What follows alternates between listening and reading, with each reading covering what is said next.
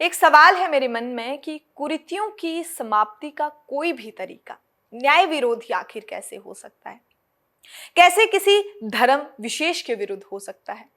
देखिए, इसमें कोई भी आश्चर्य की बात नहीं है कि कुछ मौलाना, कुछ मौलवी नागरिक समान संहिता के सुझाव के विरुद्ध देश भर में हाय तौबा मचाए हुए हैं, क्योंकि उन्हें अपने समुदाय के लोगों को समान नागरिक अधिकार मिलने से उन्हें अधार्मिक फतवों पर उनके चोट नजर आती है। लेकिन आश्चर्य तब होता है जब छद्म धर्म निरपेक्ष पार्टियां अपनी तुष्टीकरण की राजनीति के तहत ऐसे संकुचित सोच से लोगों के बीच आकर खड़े हो जाते हैं। ऐसी सोच के लोगों की कतार में आकर, उस लाइन में आकर हमें वो खड़े दिखते हैं।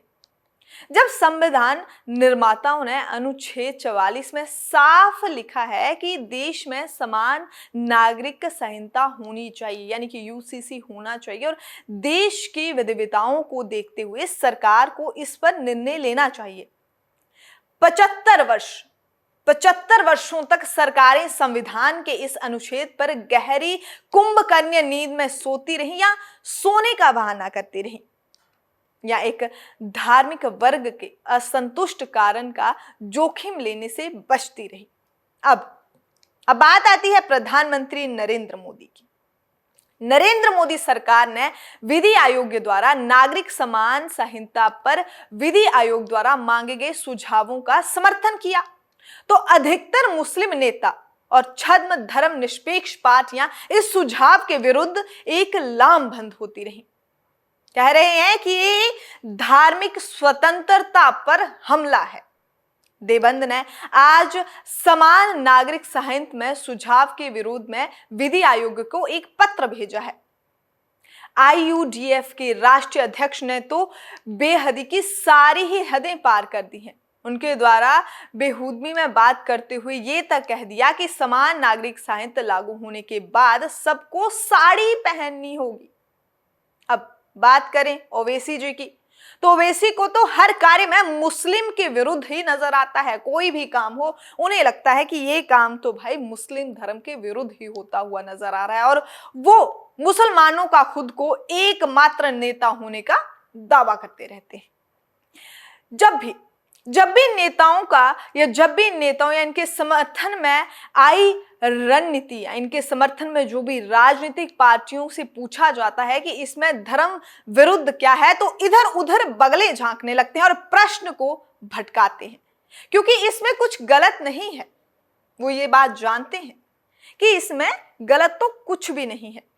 ये किसी के धर्म में दखल अंदाजी बिल्कुल भी नहीं कर रहा है। आप जैसे विवाह करते हैं वैसे ही करेंगे, सारे रीति रिवाज यथावत रहेंगे, अपनी मर्जी से तलाक नहीं देंगे जिस तरह से दे दिया जाता है, हलाल नहीं कर सकेंगे, बहू विधवा नहीं कर सकेंगे, बच्चा गोद लेने के वक्त जो कानून है उनका पालन होगा पूरी तरीके से जिस तरह लिया जाता है, तो बच्चा गोद लेने के लिए समान कानून होगा। कोई किसी भी धर्म या उस धर्म की महिला को लेकर प्रताड़ित नहीं उसे कर सकेगा। उस महिला से पूछा जाएगा कि वो अपने शोहर के साथ जो है खुश है कि नहीं। उससे पूछा जाएगा कि अगर उसका शोहर कोई सौतन घर ले आता है तो उस पर कार्रवाई होगी, क्योंकि उसका शोहर जब घर सौतन ले आता है तो उसका पूरा जीवन बर्बाद कर देता है। जब महिलाओं को पिता की संपत्ति में वंचित अधिकार नहीं मिलता, तलाक के बाद पूरा गुजारा भत्ता उनको नहीं मिलता जिससे अपना वो पालन पोषण कर सके, गोद लेने का समान अधिकार उन्हें नहीं मिलता। देखिए, मैं तो यहां पर साफ कहूंगी कि मेरे विचार से समान नागरिक संहिता इन कुरीतियों को समाप्त करने का एक काफी ज्यादा कह सकते हैं प्रशंसनीय प्रयास है। ये इसे अप्रिशिएट किया जाना चाहिए, ना कि किसी धर्म के रीति रिवाजों पर इसे ठहरा देना चाहिए। समान नागरिक संहिता के विरुद्ध ये जो दुर्प्रचार हो रहा है ये तुरंत बंद होना चाहिए।